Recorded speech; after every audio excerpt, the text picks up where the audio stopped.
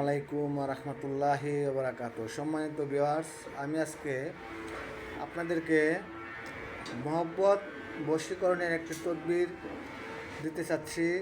অনেক পরীক্ষিত একটি তদবির। আপনারা এই তদবিরটি করতে পারলে ইনশাল্লাহ 100% গ্যারান্টি দিয়ে কাজ হবে।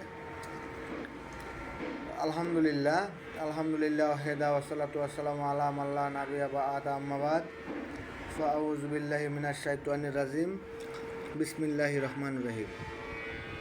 সকল প্রশংসা আল্লাহ তাআলার। আজকে আমি আপনাদেরকে যে তদবিরটি দিতে চাচ্ছি, এটি একটি পরীক্ষিত তদবির।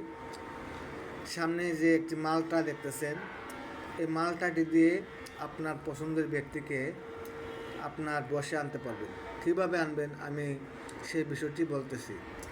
আপনারা বৃহস্পতিবার দিন একটি মালটা বাজার থেকে কিনে আনবেন। আনার পর রাত 12টার সময় আপনি গোসল করবেন। গোসল করে পাক পবিত্র হয়ে নামাজের বিছানায় বিছিয়ে এই মালটাটা সামনে রেখে আর একটা চাকু সামনে রাখবেন। রাখার পর 2 রাকাত নফল নামাজ আদায় করতে হবে।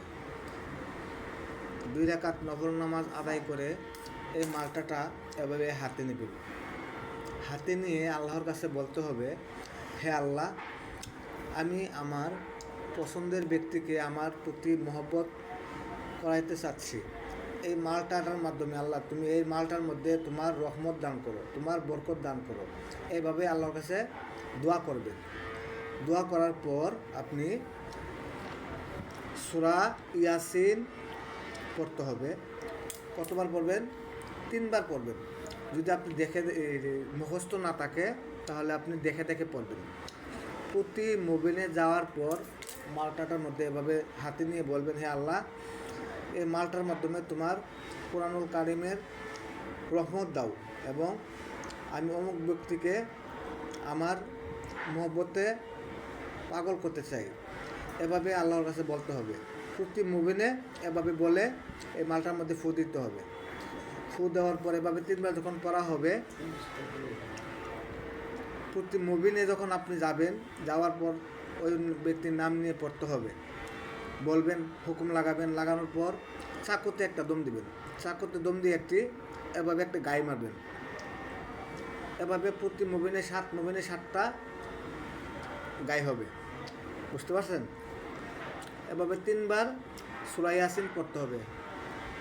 শেষ হলে আপনি আল্লাহর কাছে আবার মোনাজাত করবেন।